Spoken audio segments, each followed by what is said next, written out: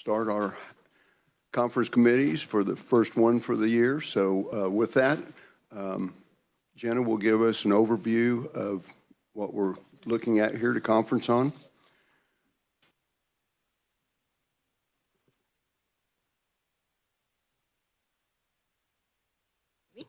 Thank you, Mr. Chair.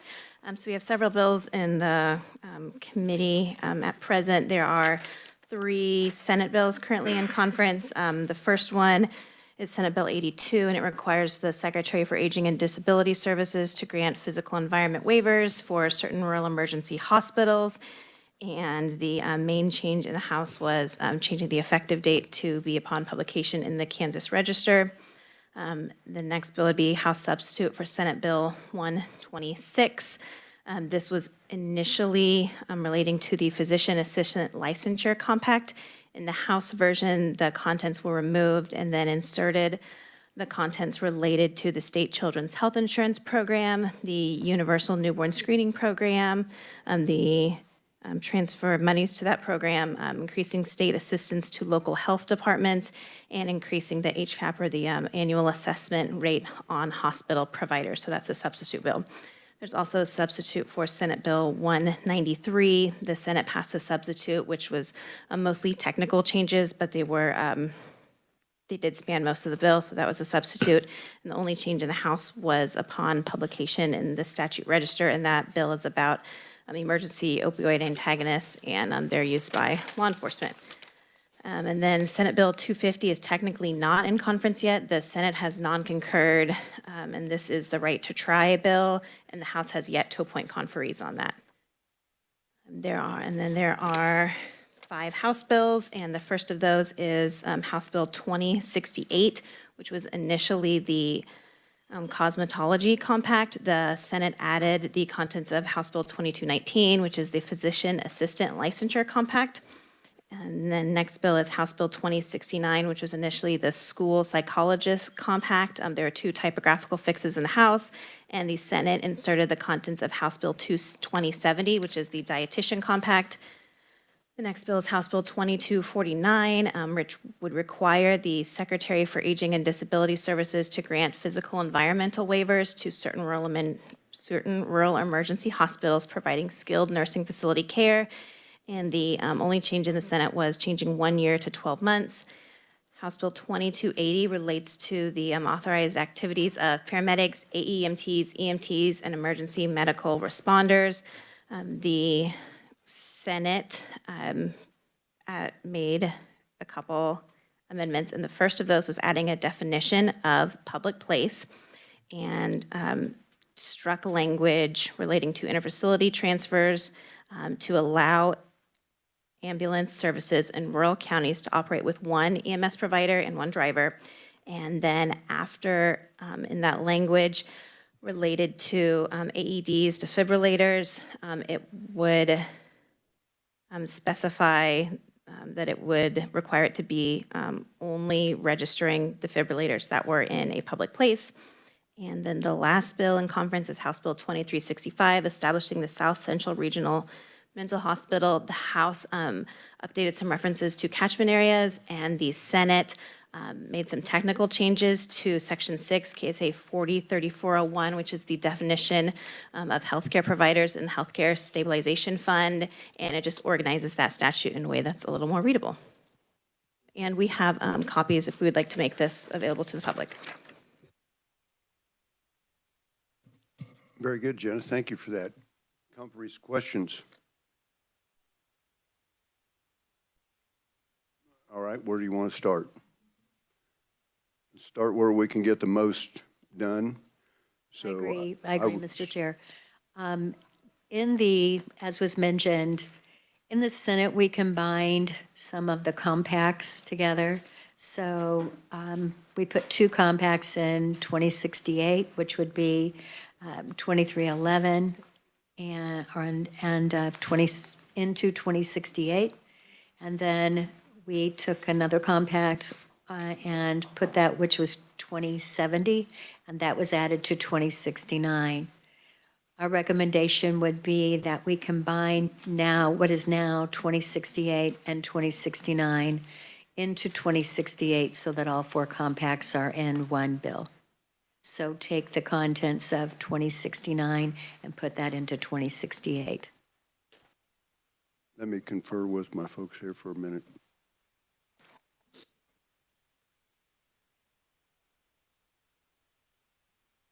We concur.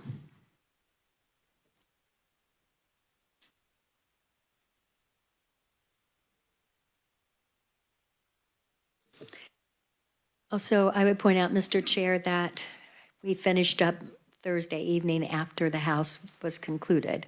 So there were a couple of bills that were voted on the Senate floor that we do not have requests from the House side for a conference committee yet. So those bills would be 2335 and 2039.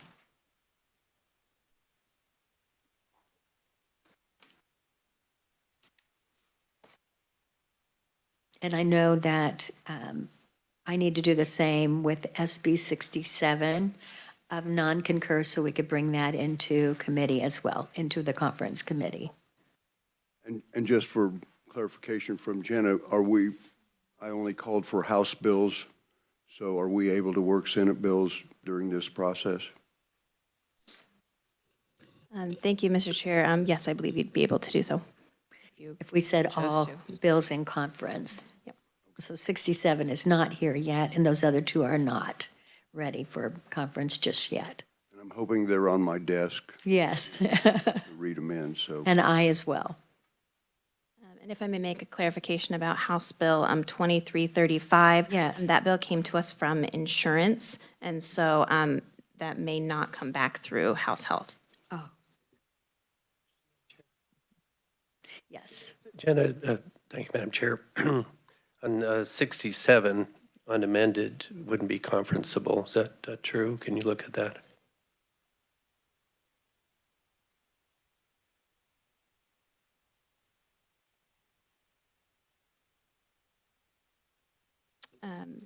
Thank you, Madam Chair. So House, or substitute for Senate Bill 67 was not amended in the House, and so it would not be available for conference. It would just be passed or not passed and sent to the governor.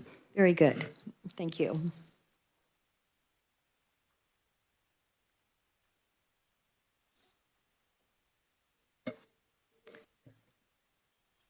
Representative Reeves.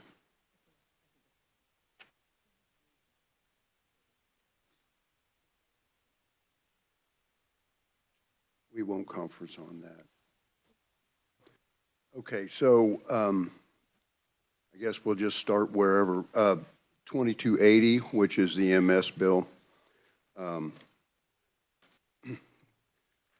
think we're good with that. What we would like is on line 37 on page 6, line 37 and 38, we would like an amendment to remove those in conversations with the MS folks and also some of the folks that were responsible for this amendment. That doesn't really fall under those, the previous healthcare provider information. And I think you can check with your folks, but I think they're okay with removing those 2 lines and then renumbering it. I believe we have someone from EMS here. Would it be okay if they were to come up and address the committee? Sure.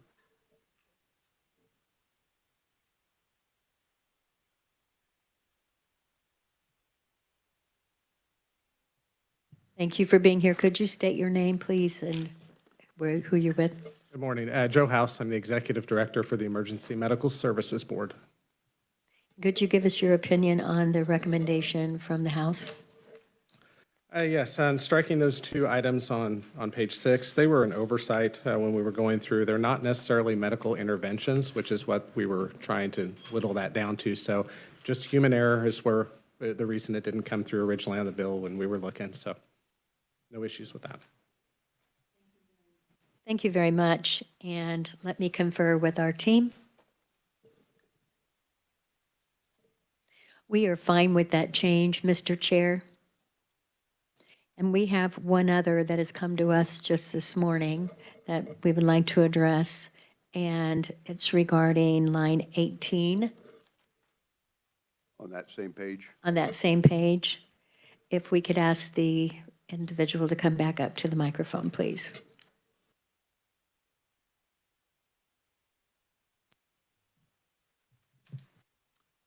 Joe House with the Emergency Medical Services Board. And could you address the change that you had requested this morning? Right, so on line 18, just reverting back to the language that appears within current statute, and so that provides, would read, the board shall not require any ground vehicle providing interfacility transfers from any county with a population of 30,000 or less. Our reasoning behind the request is, one, ambulance service is a defined term that would ultimately try to carry two meanings within the same law, which would cause a little bit of an issue with us on that side of it. The second component is, I think, the intent of it, which is to operate with a single provider, and then a driver trained in CPR is achieved through a current process that we have, a variance process, very quick, about 90 seconds to fill out the application, submit that. We've had 8 services do so. We've had 8 services be approved for that. Operating, they love the process of going through. It communicates to our board the reason that they're struggling a little bit and looking, and it allows us to divert our resources that we have to reach out and assist them in becoming fully staffed. So whether that's educational grants, equipment grants, reaching out to educational institutions to help build the student staff so that they have appropriate staffing moving forward.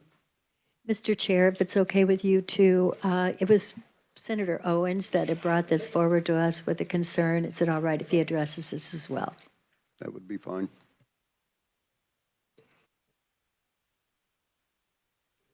Thank you, Madam Chair, Mr. Chair, all the chairs. I appreciate, and our minority leaders as well.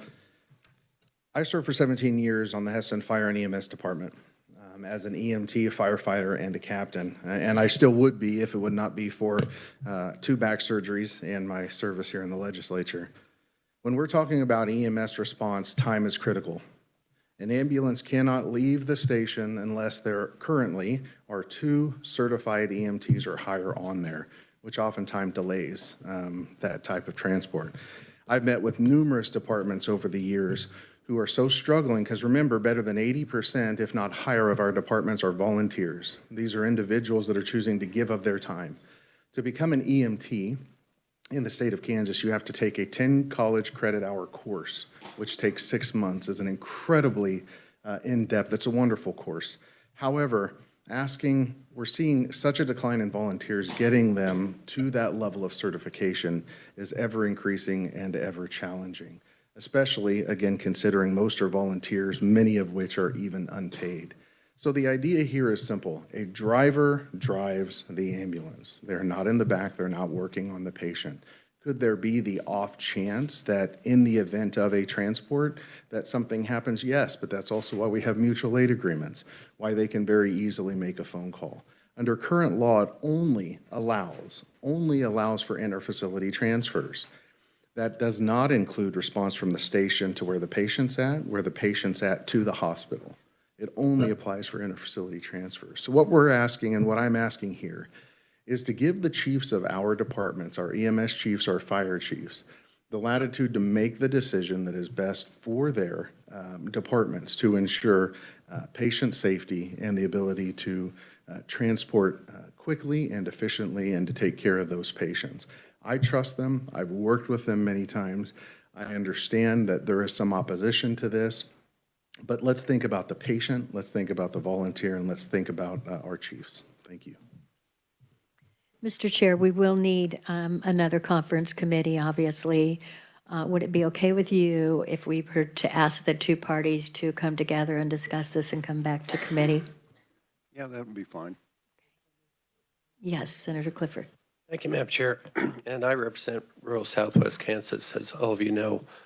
One night, driving ahead of Larned, Kansas, red lights appeared behind me, and I thought it was the obvious that I was speeding. But 8 miles later, it turned out to be an ambulance driving 20 miles to Roselle, population 300. Roselle has one EMT and it has an ambulance, but that EMT could not leave and transport that patient. I just prayed for their well-being. So those are some of the problems that we run into in rural Kansas. I feel like the intent of some of us in the legislature is to allow the local entities, as you heard from Senator Owens, to make these decisions based on local circumstances and the best interest of the residents of that particular entity. So, thank you. Thank you. Representative Ruiz. Just so everybody knows, and the two conferees that are going to meet, they can talk about the variance. There's a variance that they can ask for, and it's very quick. I spoke with the EMS board and found out the steps, and you can do it within minutes. So the variance can happen. So I just want to make sure that the two conferees, when they speak together, they talk about that variance. Thank you so much, Senator Ruiz. And Mr. Chair, I would think that the questions that I would have if I were part of this conversation, since we just heard about it this morning, would be, is this a one-time variance, or is this something that once you have the variance, you could leave it up to the county to decide? But if it's okay with you, I think they could get back to us on that. Yeah, I think that'd be fine. Okay, where are we at now? Have we agreed on the compacts, putting the compacts all together? We're good there. Okay, so we can scratch that off. Down to healthcare facilities, 2249 and 2365.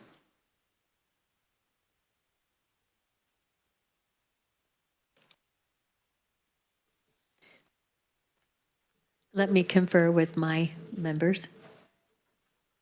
Are you considering putting them together, Mr. Chair? I am. All right.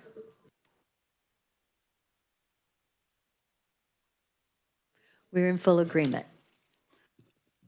Mr. Chair, if you could just clarify which bill you would be adding to which bill. Either one is acceptable, but just for our clarification and drafting, that'd be helpful. I think we add 2365 to 2249. 2365 is a pretty simple bill.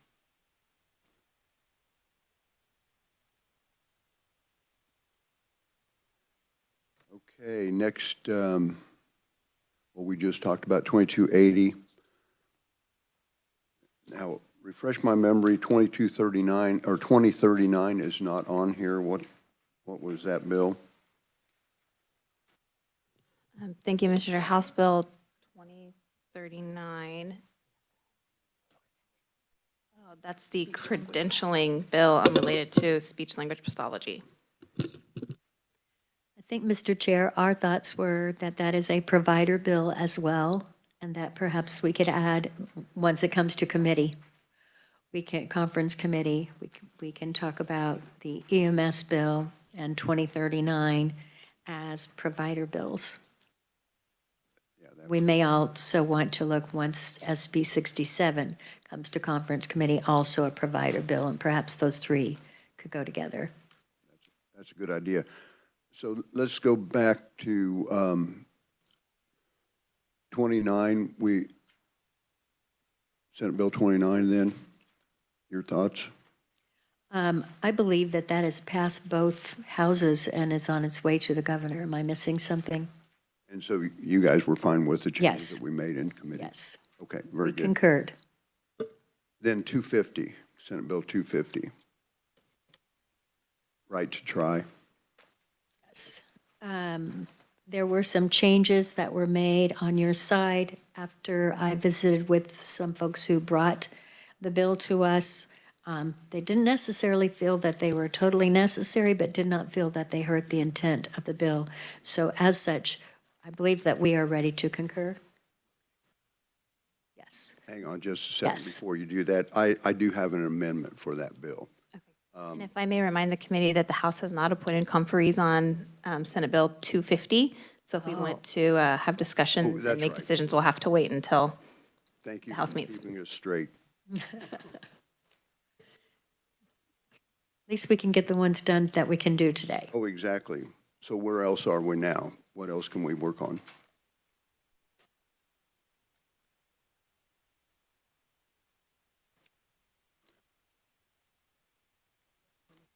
Have we done 126? Excuse me, Mr. Chair. I have a member that had a question about 82, but 82 now would become a shall as it's the same as 2249. We just put 2365 into 2249. Right, the So we REH. don't need to discuss 82. Correct. Sorry, your question was about 126? Right. The Senate is not ready to bring that to conference committee, but should be later this afternoon.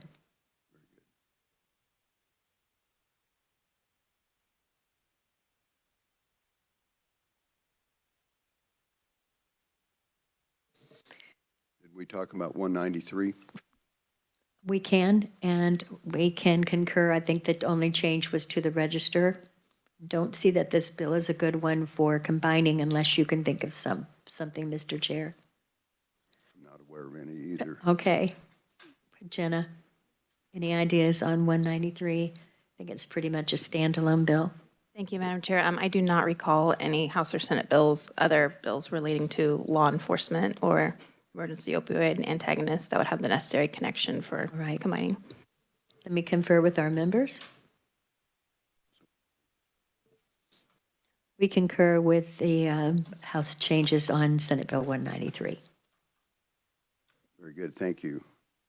And we as well.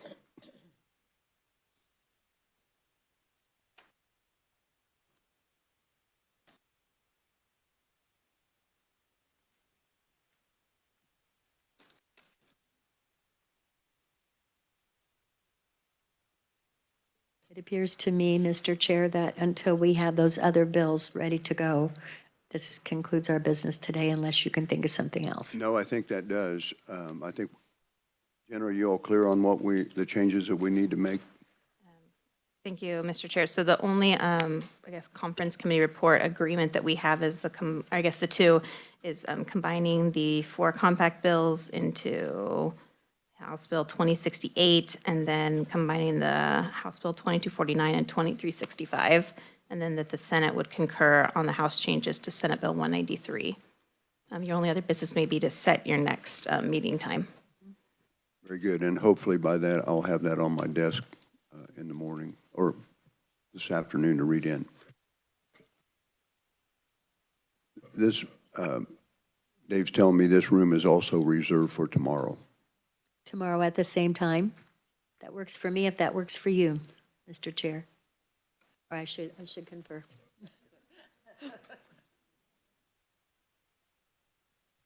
Same time tomorrow then, or do you want to move it up an hour? You have committee, never mind, 9:30. Okay, until then, we are adjourned.